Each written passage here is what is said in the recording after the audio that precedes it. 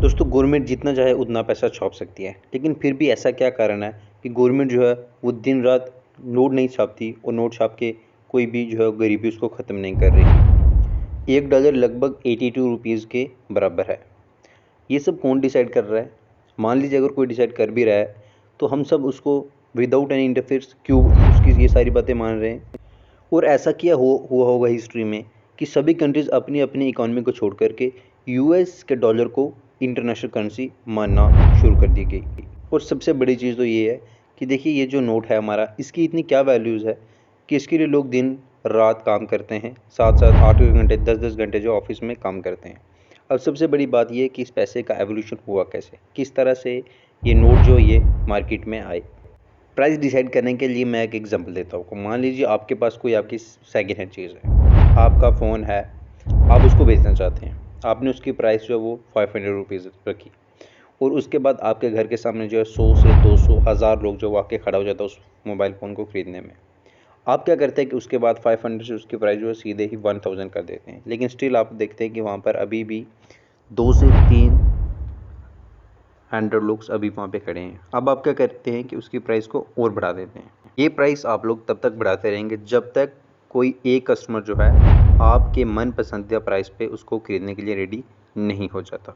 और सेम इसी तरह से वर्ल्ड में हर एक चीज़ का प्राइस जो है वो तय किया जाता है और इसी को नाम दिया गया दोस्तों डिमांड एंड सप्लाई का। Law of demand and law of supply इसी चीज़ को बोला जाता है। मान लीजिए हम किसी भी एक शॉप पे जाते हैं तो वहाँ पर हम देखते हैं कि किसी भी एक प्रोडक्ट का प्राइस जो वो कम है और किसी एक का ज़्यादा है। मान लीजिए अगर हम किसी फ्रूट की एग्जांपल लेते हैं, मान लीजिए हम एक शॉप पे गए, वहाँ पर एप्पल भी था और वहाँ पर पे ऑरेंज भी था। एप्पल का प्राइस जो है वो ज़्यादा था और ऑरेंज का प्राइस जो वो कम था। अब इसका कोई ऐसा मतलब नहीं है कि एप्पल दिखने में अच्छा था इसलिए उसका प्राइस ज़्यादा था और ऑरेंज दिखने में थोड़ा सा अच्छा नहीं था इसलिए उसका प्राइस कम है। इसका सिंपल मतलब ये है कि एप्पल की जो वो डिमांड ज़्यादा थी इसलिए उसका प्राइस तो ज़्यादा था, ठीक है। ऑरेंज की डिमांड कम थी इसलिए उसका प्राइस दोस्तों कम था। इसका सिंपल सा ट्रिक ये है कि उस टाइम पे जो एप्पल की है वो सप्लाई कम है इसलिए उसकी डिमांड जो वो बढ़ चुकी है, और वहीं पे अगर हम दूसरी चीज़ों की बात करें तो उनकी सप्लाई जो है वो डिमांड के बराबर है। तो सिंपल मतलब ये हुआ कि जिस भी चीज़ की सप्लाई कम होगी उसका प्राइस जो है वो हायर होने के बहुत ज़्यादा चांसेस हैं। बीच बीच में हम लोग देखते रहते हैं कि जैसे ओनियन हो गया, इसके प्राइस जो अप डाउन चलते रहते हैं। कभी इसका प्राइस जो 300 पे चल जाता है, कभी कभी इसका प्राइस जो 20 रुपीज़ पे आ जाता है। इसका सिंपल मतलब ये हो कि जब इसका प्राइस 300 पे जाए तो हमें ये समझ लेना चाहिए कि अब जो है इसकी सप्लाई वो बहुत कम हो चुकी है, लेकिन डिमांड जो है इसकी लगातार बढ़ती जा रही है।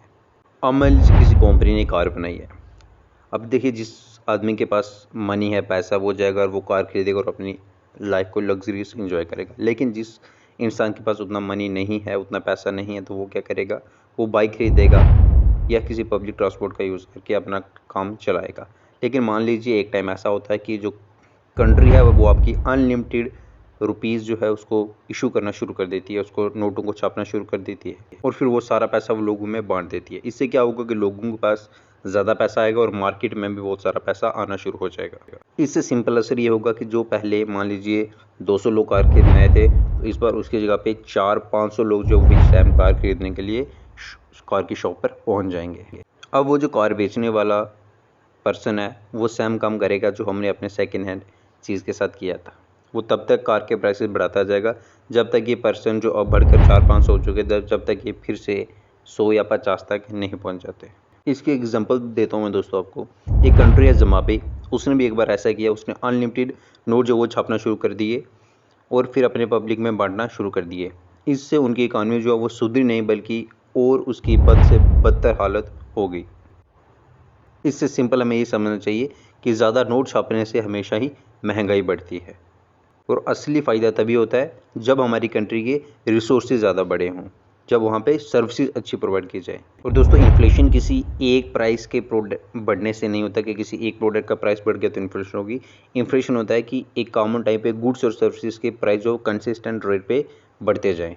अगर हम सिंपल वे में देखने की कोशिश करें तो इन्फ्लेशन का मतलब ये है कि जो हमारे पास घर में पैसा था, इन्फ्लेशन होने से उसमें अमाउंट में जो उसमें कमी आती है। पहले हमें 10 रुपये के मान लीजिए 1 केजी पोटैटो मिलते थे, तो अभी इन्फ्लेशन हो गया तो अभी हमारे जो अंदर मान लीजिए हमने पहले 10 रखे थे, अभी हमें अंदर से निकाल के 20 रुपीज़ लेकर जाने होंगे और वही 1 केजी पोटैटो लेके।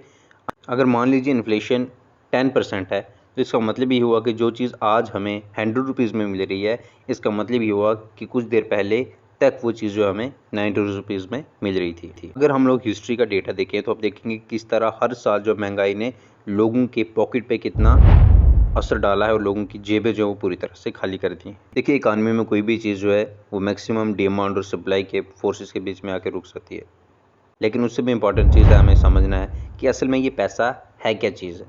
ये अगर हम ये लोग बात समझने की कोशिश करें कि हमें पैसा क्यों कोई देता है, तो हमें पैसा तभी कोई देता है जब हम उस इंसान को उसके बदले में कोई वैल्यू देते हैं। कहीं पर भी हम जब काम करते हैं तो हमें तभी पैसा मिलता है।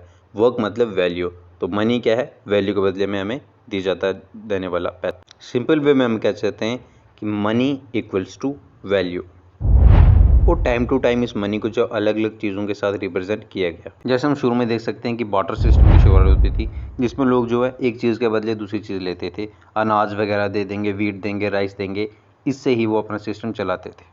इसके बाद लोगों ने उन चीज़ों में अपना इंटरेस्ट दिखाना शुरू किया जो चीज़ें जल्दी ख़राब नहीं होती और लंबे समय तक चल सकती हैं, जैसे गोल्ड। लेकिन फिर आहिस्ता आहिस्ता एक टाइम ऐसा आ गया जब गोल्ड को एक जगह से दूसरी जगह लेके जाना काफ़ी मुश्किल था। उसकी सिक्योरिटी को लेकर के, उसमें किस तरह की मिलावट हो सकती है, ये सारी चीज़ें बड़ी मुश्किल हो गई।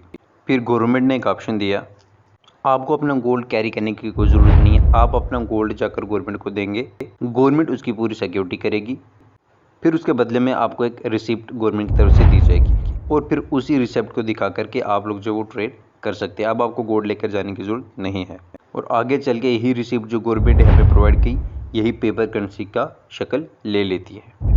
असल में अगर हम देखें तो इस पेपर मनी की कोई अपनी वैल्यू नहीं है, ये सिर्फ एक कागज़ का टुकड़ा है। लेकिन इस कागज़ के टुकड़े की वैल्यू तब बढ़ जाती है जब हमें गवर्नमेंट ये भरोसा देती है कि आप लोग इस कागज़ के टुकड़े को लेकर कहीं भी इंडिया में चले जाओगे, जितना भी अमाउंट इस नोट पे लिखा है आपको इतनी वैल्यूज़ प्रोवाइड कर दी जाएंगी। मान लीजिए आप 500 वाला नोट लेके जाते हैं तो आपको 500 वैल्यूज़ दी जाएंगी। आप 20 का नोट लेके जाएंगे तो आपको 20 वैल्यूज़ प्रोवाइड की जाएंगी। एक नॉर्मल नोट और एक गवर्नमेंट ऑफ इंडिया की तरफ से इशू किए नोट में यही डिफरेंस होता है कि आपको जो गवर्नमेंट ऑफ इंडिया की तरफ से इशू किया गया नोट है उसमें गवर्नर के साइन दिखते हैं, और उसमें वो आपको ये भरोसा दिलाता है कि मैं आपको जितनी उस पर वैल्यू लिखी गई है, जितना उस पर टर्म लिखा गया है, 500 लिखा गया, तो 500 वैल्यूज़ देने का वचन करता हूँ। ये आरबीआई के गवर्नर जो वो वचन देते हैं। इस वचन की एग्जांपल हम लोग 2016 के डीमोनेटाइजेशन से ले सकते हैं। जब गवर्नमेंट ने अपना वचन वापस ले लिया, अपना प्रॉमिस वापस ले लिया था, तो तब के हमारे 500 के और 1000 के नोट जो वो महज एक रद्दी कागज़ बन के रह गए थे, उनकी कोई वैल्यू उस टाइम नहीं रही थी। देखिए, अब ये तिजारत करना, व्यापार करना कंट्री के अंदर तो बड़ा आसान हो गया। आप इस पेपर से अपनी पूरी कंट्री के अंदर ट्रेड कर सकते हैं, लेकिन जब आपको कंट्री के बाहर ट्रेड करना है तब मुश्किल आ रही थी। अब मान लीजिए यूएस और इंडिया, या यूएस और कोई और कंट्री अगर आपस में ट्रेड कर रही है, तो वो किस तरह से ट्रेड करेगी। हम उनसे कोई सामान लेते हैं यूएस से और उसको हम अपना 500 वाला नोट देंगे, हम बोलेंगे भी हम आपको वचन देते हैं कि इसमें हम 500 वैल्यूज़ आपको दे रहे हैं, तो वो इसको नहीं मानेंगे। इसी तरह से हम भी जो हैं उनके डॉलर को नहीं मानेंगे। अब मान लीजिए कि वो हमसे हमारा रुपये ले भी लें और हम उनसे डॉलर उनका ले भी लें, तो भी देखिए करेंसी की इंपॉर्टेंस तभी बनती है जब उसकी एक्सेप्टेंस हो, जब उसको कोई माने, जब उसको कोई ले। अब हम डॉलर लेके आएंगे तो हमसे तो यहाँ पे हमारा कोई शॉपकीपर उसको लेगा नहीं, तो हमारा उसको लेकर आने का कोई भी फ़ायदा नहीं होगा, क्योंकि हमें उसकी कोई भी वैल्यू नहीं मिलेगी। अब उस टाइम मसला ऐसा था कि कोई भी करेंसी इतनी इंपॉर्टेंट नहीं थी जिसको हर एक कंट्री माने, कि हर एक कंट्री बोले कि चलो हम यूएस डॉलर को मान लेते हैं। मान लीजिए इंडिया ने यूएस के साथ ट्रेड किया तो डॉलर में किया, अब इंडिया को रशिया के साथ भी ट्रेड करना है तो रशिया जो है वो डॉलर को नहीं मानेगा। सो उस टाइम सभी कंट्रीज़ को एक चीज़ पे भरोसा था, और वो चीज़ थी हमारी गोल्ड। अब कंट्रीज़ का ट्रेड बहुत ज़्यादा होता है, तो इतना गोल्ड एक कंट्री से दूसरी कंट्री तक लेके जाना काफ़ी इम्पॉसिबल था। इसीलिए गोल्ड स्टैंडर्ड का कंसेप्ट यहाँ पे लाया जाता है। इसमें कंट्री की करेंसी को गोल्ड के साथ अटैच कर दिया गया। अब इसको मैं एग्जांपल से समझ सकते हैं कि मान लीजिए इंडिया ने 1 ग्राम गोल्ड की वैल्यू जो वो 50 रुपये तय कर दी, कि मतलब अगर इंडिया में कोई 1 ग्राम गोल्ड लेकर आएगा तो उसकी वैल्यू होगी 20 रुपीज़ के बराबर। इसी तरह से रशिया ने जो है एक गोल्ड की वैल्यू जो है वो 30 अपने करेंसी के हिसाब से रख दी, और यूएस ने जो है 100 अपने डॉलर के हिसाब से रख दी। इसी तरह से हम लोग एक एग्जांपल से समझ सकते हैं कि हमारे जो 20 रुपीज़ हैं वो यूएस के 100 डॉलर के बराबर होगी। ठीक है, ये एक एग्जांपल थी आपको समझाने के लिए। अब जो भी कंट्रीज ट्रेड कर रही थी तो उनको उन करेंसीज में ट्रेड करने में कोई प्रॉब्लम नहीं थी, क्योंकि उनको ये भरोसा था कि हम लोग इस करेंसी को बाद में किसी भी टाइम जो है गोल्ड में कन्वर्ट करवा सकते हैं। अब इस बात का भी ध्यान रखा गया कि ऐसा ना हो कि हम लोग जो है वो ट्रेड कर करके इस करेंसी को इकट्ठा करें और जब हम बाद में इसको कन्वर्ट करवाने जाएं तो उस कंट्री के पास उतना गोल्ड ही ना हो। फिर इसलिए ये डिसाइड किया गया कि एक कंट्री उतना ही करेंसी जो है वो छाप पाएगी, इशू कर पाएगी जितना उसके पास गोल्ड है। और इस तरह से कंट्रीज ने आपस में ट्रेड करना शुरू किया, गोल्ड की जगह पेपर करेंसी शुरू हो गई।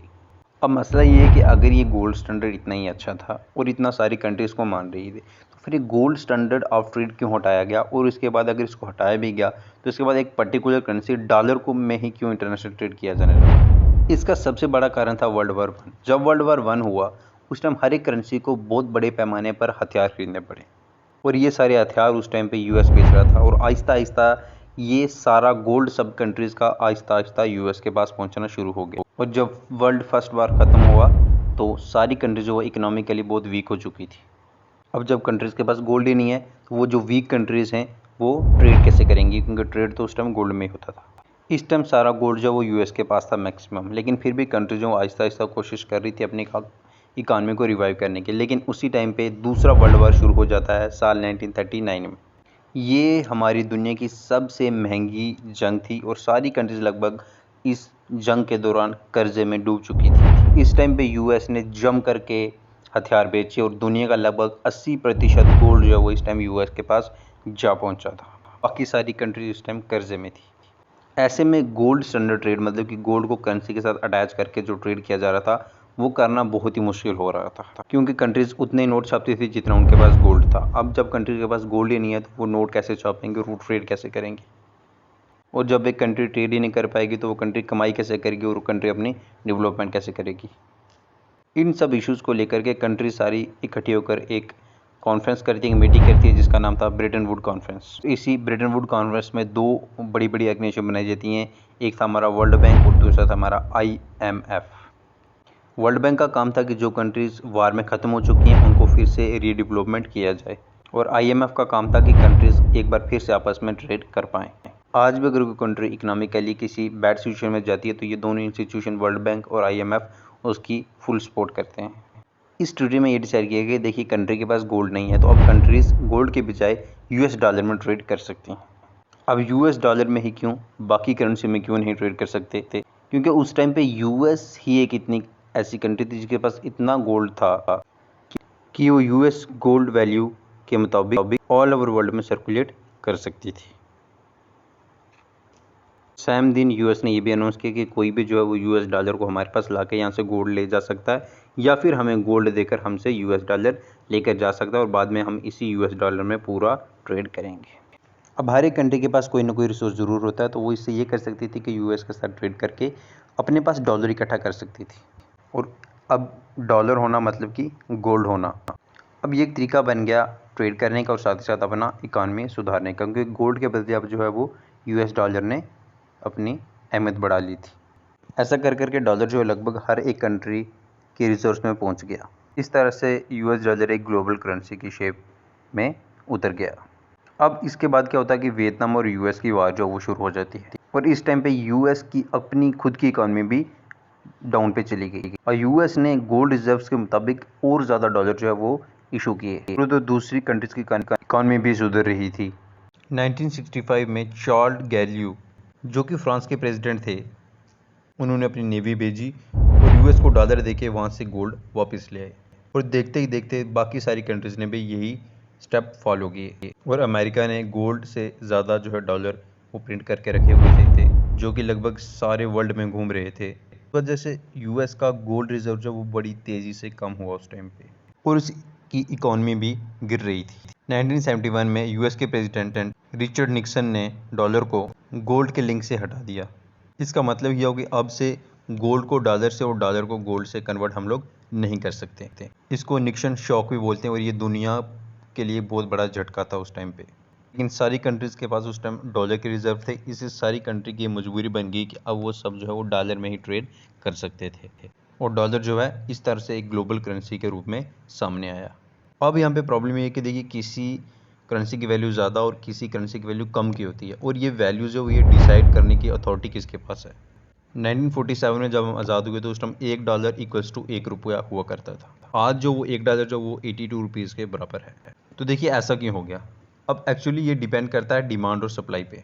हर कंट्री की अपनी करेंसी होती है, और अगर आपको उस कंट्री के साथ ट्रेड करना है तो आपको उसी करेंसी में ट्रेड करना होगा। इसीलिए जब आप कभी किसी कंट्री में विजिट करते हैं तो आप पहले अपनी करेंसी को उस कंट्री की करेंसी में एक्सचेंज करवा लेते हैं एक्सचेंजिंग सेंटर से। इनफैक्ट अगर आप ऑनलाइन भी कोई अमेरिका की चीज़ खरीदते हैं तो उससे पहले आपको अपने इंडियन रुपीज़ को वहाँ के डॉलर्स में कन्वर्ट करवाना पड़ता है, और तभी जब कर आप वहाँ की कोई ऑनलाइन चीज़ भी खरीद सकते हैं। तो जो कंट्री ज़्यादा वैल्यूएबल चीज़ प्रोड्यूस करती है, जिसकी रिसोर्सेज की, जिसकी सर्विसेज की ऑल ओवर वर्ल्ड ज़्यादा डिमांड है, उसकी करेंसी की वैल्यू जो है दोस्तों वो ज़्यादा होगी।